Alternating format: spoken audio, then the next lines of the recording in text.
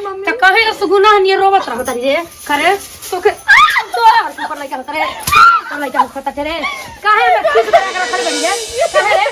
हां हम नौकर है रे काहे के जम जम कहबू सते त सुनी हां आज काम धंधा करते कहू ना हमरा के शासन देई त हां मत पेट में दर्द रे तबे ना मुआ ते कर के दर्द बता मुआ ते दब के बोल दे वही में तू मर जा ए का कहता नी मम्मी जी काहे ओकर लइका नहीं कर है ओकर लइका नहीं कर है ओकर ना होके कर है हां तू तो हमरा के सब कुछ करत रहे तू ना करबी तो हम कह के दे तोरा के हम तोर नौकर हई तोर मैया जी हई रे करे तो कहां से हम बना के देते तनी के बैठ के खा सब वो तन तर ले क्यों नहीं तू करे तू कहते करबे ना करब तोर दर्द है बहुत तक दुख आता त के करी हम करो करे ई का कहता तनी के नौकर नहीं हई हम बता पहली बार ऐसा ने को पहुंचा होवे के यार लेकिन मम्मी जी रवा के बतावे के ना चाहिए रवा तो एक दिन माई बनो लोग मारे तू हमारे तू माया जीवन गए बाड़ू हमार पर तो के गिरा बतारू तू हमारे में लग जेबू हमारे तो कूटल पीसल लइका खेलावल दल के सास के गोड़ मिसल हमारे में लग जेबी हमार तो सास वैसा रहले कि धक झोटा उखाड़ ले उनके लेके केतनो करी पोछा लगाई तब बाल्टी का पानी लाते से मार दे हमारे में लग जेबी तू जेतना हम घरों में सोई के बानी ना तोहनी के नाव दिए उठ के कर मत चल तो जाके कर ले बोल के जरा मत टूर लेखा बीपा पड़ा बता हमें कहीं वही तो वही बातें हमनी को बुझाता नैहरों से सीख के रहनी हमनी के नैहरों से लेकर रहनी जाना करो जा ढंग से जान तरू जाके ना हमारे के ढेर टेंशन मत जा दे बुझा टेंशन जहर खा के मर और जाई अभी हमके बुझात नहीं खुजा काम ना करी हम देखत नहीं कि तू कैसा ना करू अब हम एकदम सारा के ना डाइट कर देता नहीं देखा केगा एकदम सारा केगा ने कइल जाला का ना कइल जाला कुल तारा काम सिखा देता नहीं तू सीख जा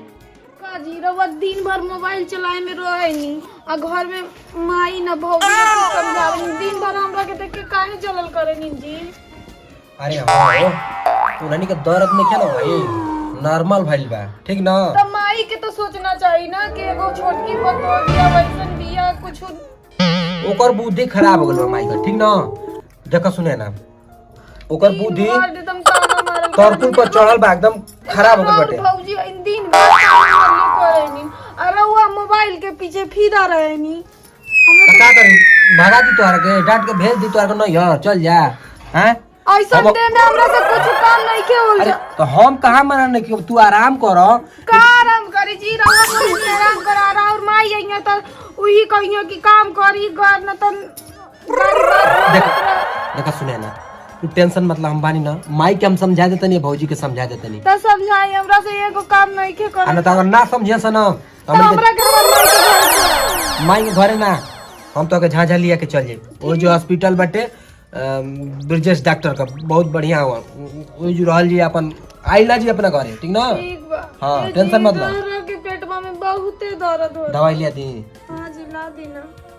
मम्मी जी को ठीक बोला बा। के बोली ना कि एक का बार भगवान। करवा देती कौन दुख दिखावा तड़ा कैसन दुख दिखावा तड़ा ये प्रकृति का देन बाकी हमर मेहरारू के दुख होखे मेहरारू के डांट सुने हां माई डांट चले भौजी के भई लिखे ना दीदी भी आइया तो हमरे घरी आइया और का कहियो टाइम से तोरा से खाना नहीं के बना दवाई बाबूजी कुछ बोल ना लेकिन माई यार भौजी तो हरदम दिन जियल मुश्किल हमार कर देले बाड़ी सन देखा सुने ना ऐसा कोनो बात नहीं है देखा तोहर पति है हम तो के कुछ बोली नहीं ना हैं तो का करी जी रवा बोल रवा समझाई अपन माई भाभी के तू टेंशन मत ला देखा सुने ना तोहर पति है जा तनी माई के समझा देते धीरज रख ठीक है आराम से रह तू कुछ ना करबू जब तक ले हमार बेटा ना हो जा तब तक ले कुछ एगो थरिया तक ले ना हम तोहरा के खियाब ना एक कवर दू कवर हम खियाब तोहरा के ठीक बा जा तनी माई के समझावे एगो हमार सास बाड़ी घर में आज हमार माई है जरा तो ऐसे कभियो ना करत एगो गोतनी भी बड़ बहिन नियन लेकिन वो डाइने नियर करेले हम का करी भगवान हमरा से कुछ करल नहीं के जात ऐसन बानी सन तभी ना सब डा तनी बड़की हो कहतन के बड़की मिल जुल के करवाव धरवाव तो उहो जानत बिया कि ना खड़ा करतिया मम्मी जी माने एगो दुनिया ऊपर ही का लइका होखे के बाटे हमनी के लोग लइका नहीं अरे उहे तभी एजा गावतनी उन्हीं के गुना बाप में रे, जब देखो तब खाली सूतल बैठल रहती, जब अगर मुंह देखो उठी सूती दिन खराब जाता, 24 घंटा रोते जाने जाती। बड़को तहरा जेतनी सपरत ओतनी कर आ नहीं का सपरत छोड़ दे उ करी ना त का करियो मान तनी माने बोल हम के ना मार के करही। ना गरियावल जी ना कहल जाई तो काम धंधा ना करे त केकर कपार के बोझा होई हमनी के न होखी लगता कि घरवा का नौकर हो गइल बानी, जब से आईनी तब से कामे करत बीतत है, आज भी तो 2 दिन का ना कर सकेले। नौकरानी है का कि हमारे लोग लेके बोले तू तो त खाली झगड़ा के ना उपाय कर तारा काम नौकरानी बनाव तनी बियाह शादी होता तो जाता तो नौकर बन हमर माई बाप बियाह शादी करता हमें जाकर नौकर हो गई नी तू तनी कंट्रोल में बोल लड़का भेले से मार के बोला तेनी करे खातिर ना, हम उ ना कर जात सूते आराम से, जब देखो तब एकदम हमारे कपारे रहत हवे ई करी त ये करी दूसरा हाँ मैंने खिजानतनी तो हम लोग के रहे के बा करे के बा केंगा ने कर बुझा ना कर बुझा हम लगे डेढ़ खीस बेर त मारल लाता से खून फेंक के मरियो जइहो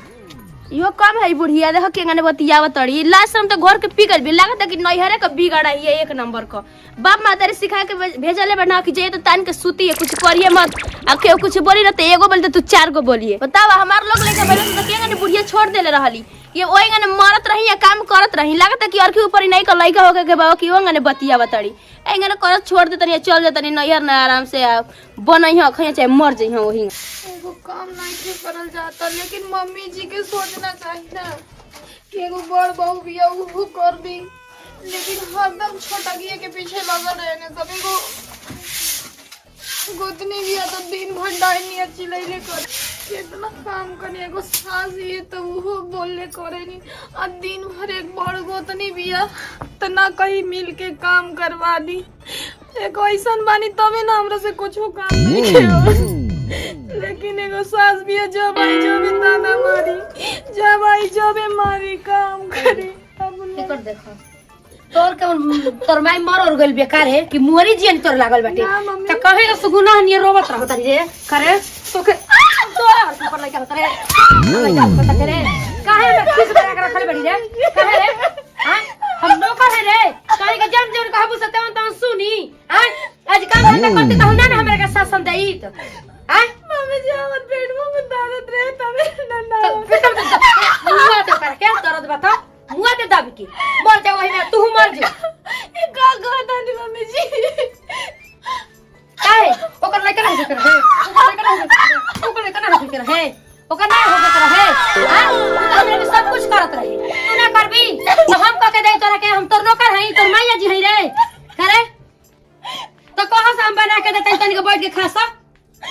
पोता उतर ले के ना तू करे ऊ कहते करबे ना करब तोर दर्द है बहुत तक दुखता त के करी हम करब करे ए का कहता तनी के नौकर ना हई हम बता पहली बार ऐसा नहीं को पहुंचा होवे के यार, लेकिन मम्मी जी रहो के बतावे के ना चाहिए रहो तो एक दिन माई बनल हो को मारे तू हमार तू माया जीवन गए बाड़ू हमार पर तो के गिरा बतारू तू हमारे में लग जेबू हमारे के त खूटाल पीसल लइका खेलावल दल के सास के गोड़ मिसल हमनी में लग जेबी हमार तो सास वैसा रहले कि धक झोटा उखाड़ ले उनके लगे केतनो करी पोछा लगाई तब बाल्टी का पानी लाता सब हमारे में लग जेबी तू जेतना हम घर में सोई के बानी ना तोहनी के नाव दिया उठ के कर मत चल हम जाके कर रखी ना बैठ के जरूरत है टूर लेखा बीपा पड़ रहा था हमेशा इनको कोई ना हमर मजबूरी वही बातें हमनी को बुझाता नैहरों से सीख के रहनी हमनी के नैहरों से लेकर रहनी जाना करो जा ढंग से जा कर जाके ना हमारे का ढेर टेंशन मत जा दे बुझा टेंशन जहर खा के मर और जाई अभी हमके बुझात नहीं खोजा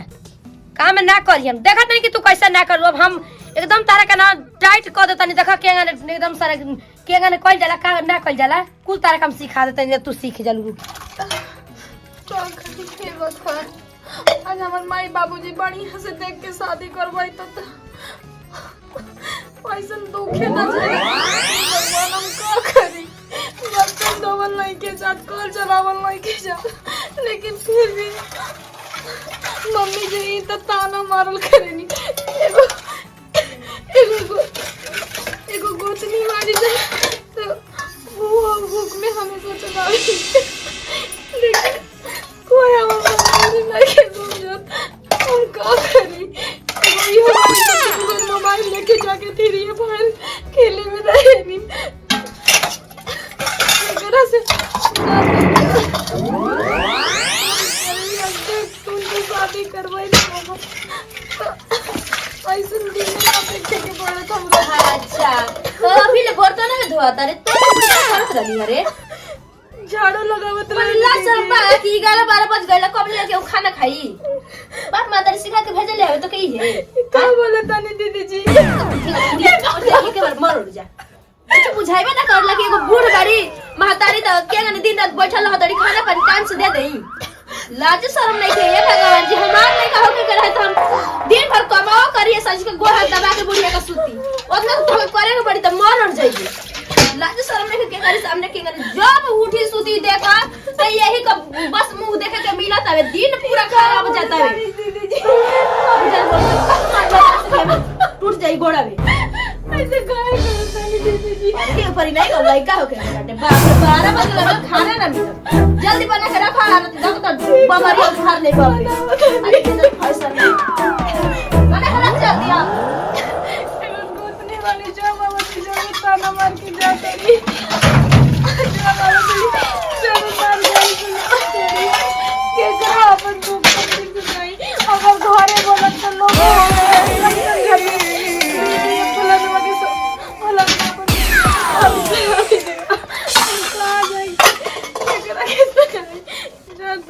फोन करके बतिया कोई ना मजबूरी समझता कोई कभी थोड़ा सा कोई नहीं के मानत कहाँ जाए के अगर से अपन दुख तकलीफ बताई सुने ना जी तीन बार सब ताना घर में मारत रहे एगो गोतनी देखो रो मत हम एक जगह बात कर ले हैं नगरा में ठीक बा ओ जो हमन के रहल जी ठीक बा तोहर दुख तकलीफ हमके देख के रहल नहीं खे जा ठीक ना ठीक बा हमन के जू रहल ना जी माई हमरो के नहीं खे मारदा बोलत रहत ये उल्टा सीधा ठीक ना हमन एक घर में ना रहल जी एको पल ना रहल जी घर में। जब आवे ने जब मार के चल जानी है जैसे जितना पाना तानी उतना काम तो दिन भर में करिए ले ऐसन दे बाटे तभी तो थोड़ा धीरे धीरे काम करी देखो सुने ना रोज पति बाड़ा ना जब पति बाड़ा तो तू डरात काहे बाड़ी यही से तो हम कुछ ना कोकरो बोले नहीं जब पति ठीक वाला था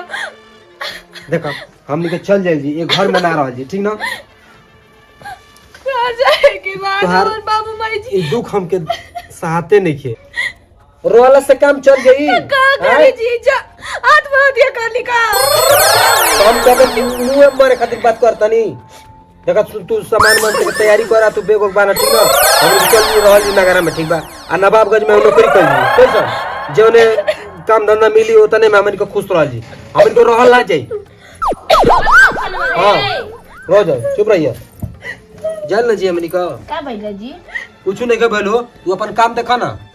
के गने बोला तनी जी एक घंटा हमर मरद ना बोले जी का करत तो तू केंगे ना बोला तू हमर में रुआ के का है के रे जरब वो देख के ठीक हो हमरे जाए खा रहलिए घर में मत रही हां और का लेकर आओ अपनी मरद के ठीक ना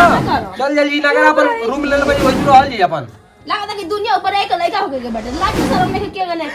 उठी सुती माने कि जब देखा उठी सुती मुंह ये करना तो दिन भर खराब जाता माने कि भौजी तोहर भइल नहीं के लइका भइल तो कोई दर्द नहीं के भइल कोइले बनी का हाँ? ओ गने बतियाओ नहीं की कइले तनी देख तन दर्द में बिया तब तो माई आप बोल दे या कि एक लड़का हो के बैठे पहले- मेरी समझ में आ गई भौजी पहले जुग जमाना का मत देखो पहले जमाना का- दूसरा हो गइल बा ठीक ना भूला गई नी का भुला बोल गइल? दे कि जाके खाना बनाओ सी कर ना बनाई बोलिया बिस्तर बांध के हमनी के जातन जाओ उठो जा हमनी को बानो हमनी के ना रहल तो जी जाई ना के सुना उठाओ, जल्दी उठाओ। चल जब त हमर खर्चिया जा। घट थोड़ी जाई हाँ, जा, चल, चल, बस चल, जांगरा चल, घट जा। जाई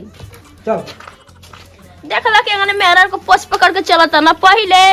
कोई तो एगो बोला बस 4 गो बोला सी बेटा हुआ आयो मेहरारू के पीछे पीछे पीछे पीछे लागल लात न जा मेहर मौगे हो गइल लाज शर्म है नहीं हजार न चल जब हम का बिगाड़ ले न कहते हम अकेले राज करब ठीक रही हमरा के बिया एगो झूठ मूठ कहता को के देता बानी ऊपर से 4 गो सुनाउते भी है चल जा हम तो चाहतन के भगवान जल्दी घर से निकल जा पर तो हिया के दहा तारी सा वो तो बेटिए न लगी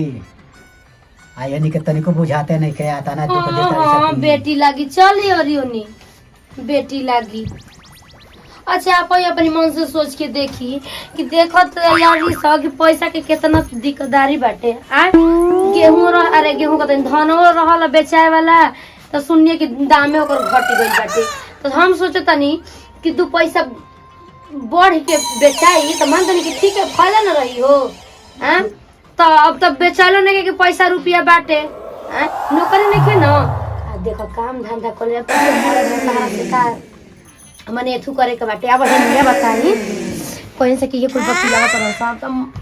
मेहरारू मर्द से ना कही आ मर्द मेहरारू से ना कही। हमनी के दुख सुख अपने में ना अपन बाटल जाई त के जानी दूसर जानी दूसर त मजा लई खाली। हां तो हम कोई से कहे नहीं कि हम जतनी कहे नहीं ओतने भर चलल कर तो तू तो समझबा ना। तोहार तो खाली हाय पैसा खाए घर ठीक बा। तो का कर जाई ना धल जाई तो के आती के करी तो पेटा काट पैसा रखब। तो हमारी ये कहा नाम बा। देखो हम देखो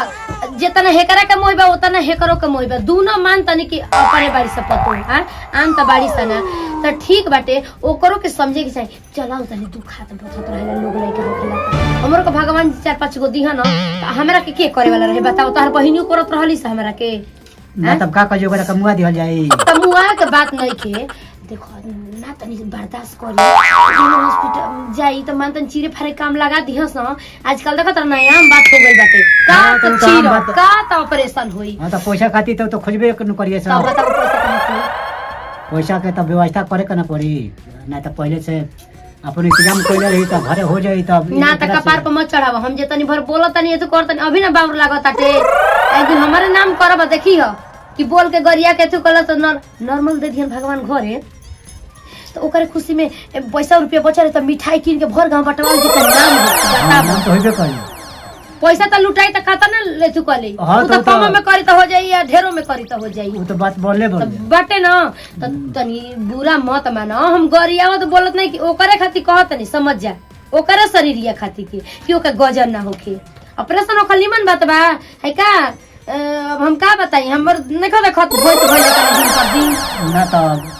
तनी समझावल कर समझाओ ना तोहर बाउर लागत तू ओइ दिन हमरा के कहत रहल देखनी हो बबुआ जी से बतियावत रहल कि नहीं हमर मौगी बेचइए एक हाथे थपरी ना बाजेला दोनों हाथे बाजेला। हां तो एक हाथे थोड़े बाजे एगो बात दूगो बोलत तू बर्दाश्त ना करी काहे करई के बोलबे तो एगो कहत तो 4 गो कह तू समझ के देखो कि के बेजाई बाय में आ नहीं तो कदम छोड़ देतनी नोट लियई ह लगई ह एतना मार तार लइका लायक बाटे कि दे देता के पापा लहई नोट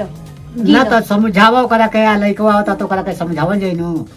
पता ना अभी तो कहां गइल बा कहां निके गइल। हां लइका ना बाना समझावे के बाटे तो जले जियल जाई तो समझावा ही के बा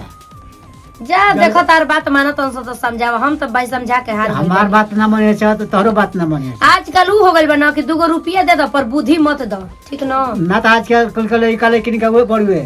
कि जब बियाह शादी क देन जानो तो उहे माई बाबू हो जाती है। चलो खाना खा उठो आओ चलो द्वार पर लेके आओ तनी बताओ कतो ही का तना डाहतिया तना थी करतिया कहतानी तो उल्टा हमरा के बोलतिया।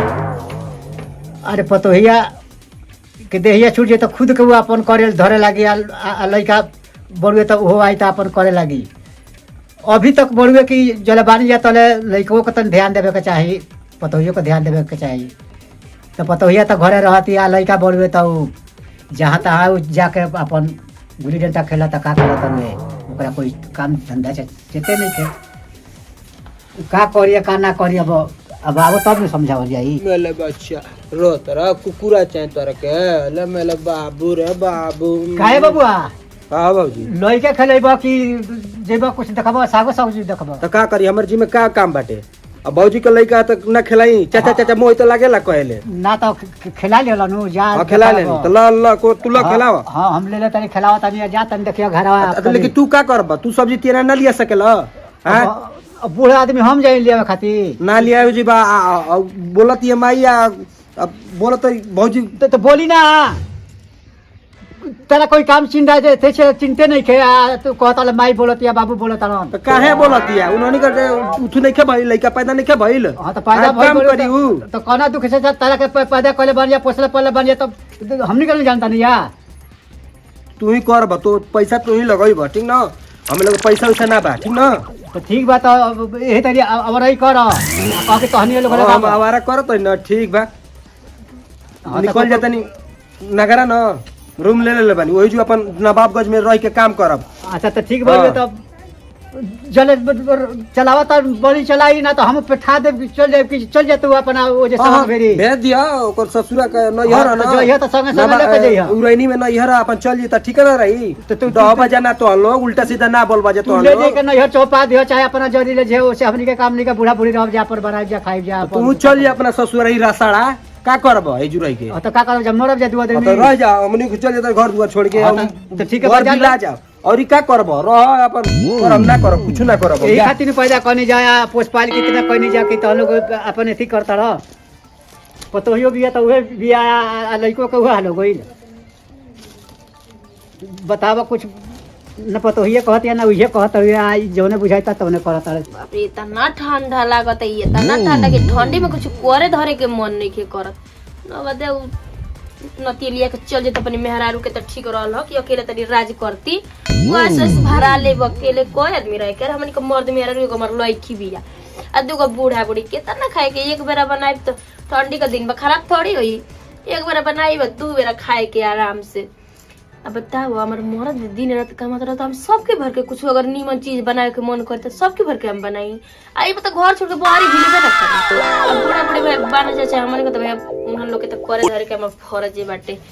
आराम से बनाई बखाई जा हम तो चाहता नहीं कि भगवान कभी बाहर निकल जाऊं सकी तनी हमके फॉइल हो जाओ अड़सा के तना होता हमके रहे में मन या जागल बाटे मन करता कि सुत रही कहीं ना अब ले खाना बनावलस कि ना बनावलस मन या जागल बा दादा हमरे मन करता कि नैहर चल जाई कहीं चल हम बता के बटे अपन रूम ले ले बनी ओही जो रहल हमनी को माँ जी ऐसे रही दुख तकलीफ झेल के का करबा जी घर तो अपने जाता नहीं जा ठीक ना रहिया अपन शान से कहीं जाई तोरा के का बताई हम कुछ ना बताई अरे ढंग से बोली ठीक ना छोटे लेकर आई बड़े देखा भौजी उल्टा सीधा ढेर बोल के हमनी के तू को देले बड़ू 9 बजे ये बना दे बड़ू हां तो जइबे करो ना का चल जाए तो हां चलो छोड़ का बोलता मुंह लागल बड़ू चलो ना मुंह झूठे मुठे मुंह लागल बड़ू सन आदमी के चल गए ना सता बड़े मम्मी जी ए मम्मी जी चल चल सा की कोनो बात ना भई कि निमन बात बोला त बाउरे लागी जाता टे आ तो ओकर उ तो गोबर खा के पागल आइले तू संग पागल ना हमनी के चल जी चलो चल जाई कहां लेके जाबा अपनी भाई के कोई रोज काहे देख के जरता बोली ना नहीं हम के कोनो बुढ़ावा नौकरी करता टे कि भत्ता रखल बनी दूसर ये सुने पे लागल बड़े ना त बेच रहा हमारे का तहनी के रहस ना हमनी के दुख होता ना रहे हमनी के दुख होता ना ठीक बा तोनी को रहस है अपन का रहस ना जानम कि पापा बने मार दो जाने तरह की जा दो हम कोई मोर जे बिला कुछ कल हमनी के जाई चल ले काहे करती के ऐसे दे बिना कभी कुछ होने नहीं का कर हां चल के बोला तरी बोल चल के बोला तरी काहे बर्दाश्त करे के क्षमता नहीं खे लाजा तरह दोगला त जा कमा काट के कमा और तो जाते भाई अपन ये को ऊपर के जाई माई के लेके जाता जो दोगला तू जो छोड़ काहे मई निकाल तू जा तर घर में भाई बता चलो घर में चलो एक बात ना बर्दाश्त कर मुंह बना बतारू चलो घर में जा होले ना भले कुछ करस धरस ना लेकिन सन सेंगरे पर रह सुरता वाला दोगला कही की जाके करो के तू लाइटिंग वाइटिंग सब कर दोगला दूर पैसा के आदमी हो के जो एगो से दूगो बने दूगो हती जिंदगी में करो करना होता अरे बोला नहीं समझा ला तू समझावा तू को बात बोलत नहीं बर्दाश्त नहीं के हो ना हो जब ना हो ना होई तो कमा के खाई कमा ये खाई काहे तो रोकली है मम्मी जी काहे रोकली है हो काहे बोले जाता है ना अच्छा पढ़े ली कोयली की मम्मी जी मम्मी जी तो के घर में रखबे खाती के लड़े खाती के तड़ुका नियर जांगर ले बड़ा होकर खौकू न कमा तर न धमा तर और न त लड़त रहत जे करी बोली ना हां जा करे लेबरई कर दोगर वही का ढो जो तनी करता तो तनी बोलता तो अच्छा लागी ते भगवान जी एगो तो हमारे कमाई खत्म से मर्द में रोए और कोई दा तो चढ़ बढ़ के तू शेर हम सावा शेरी कम बना सा करा से अंडा छोड़ के अगर चल ना हम अपनी मौत के बरज दे आ कुछ मत करा धर और सुखे सब खाई हम खाई सब खाई चल तनी तू बर्दाश्त कर एक हाली लड़ाइए भीड़ में भीड़ जाता रू माने बाबूजी आप खो खो के ना आई ना बाहर से ना कि पतो है के तू तो नॉर्मल हो जा अब जब घर छोड़ के जाता है क्या सब करत बानी ने आप किसी तनी मम्मी ले किसी तनी मने को हमर मरद कमा के लेके आओ तो तनी तू को बोली ना सहे के चाहिए उन्हनी के तो को बोले आज के युग में के बोली सहता है हाथ ना आती कर में तो दोनों घर से भागता है कि हमार लड़का भइल से तो बुढ़िया छुके को काम ना करन से ना कर करे काम धंधा ऊपर से जोड़ दबा के सुतिए के दिल के रोवा रोवा के लगा के वही कर लइका हो खता ना तो पहले वाला जुग आपके जुग में उ त अंतर हो गइल बाबूजी ई एकर ओकर मर्दो नहीं खाए एगो बात तोड़ जाए ई तो लइका न हमारे घर का हाँ तो ना तोड़ जाए दी ये घड़ी नौकी माई नु आगल बिया नौकी कुछ माई बुझाता ओनी के कुछ करता छ बस तने खाली ई दुनु बात अपन बोले बेकार बाप गलत बानी हमेशा से गलत अपने में दीवाना बारे सा गाई सगरे से इथी करता है का कहला तोनिको हनियो के बुझाते नहीं थे कि माने कि का करिए सा का ना करिए सा ओकरा बुझाते नहीं के सर दिन घर में से लत निकाल लेती है बहरी जाए खातिर आ लड़का के उहे आल बाकी धक्का बाई घिसियोले जाता कि चल हमनी के कतई चल जाई अब होवे का खतर घर में का करी उनके डरामा देखत रह हाँ, डरामा नहीं देखत रही।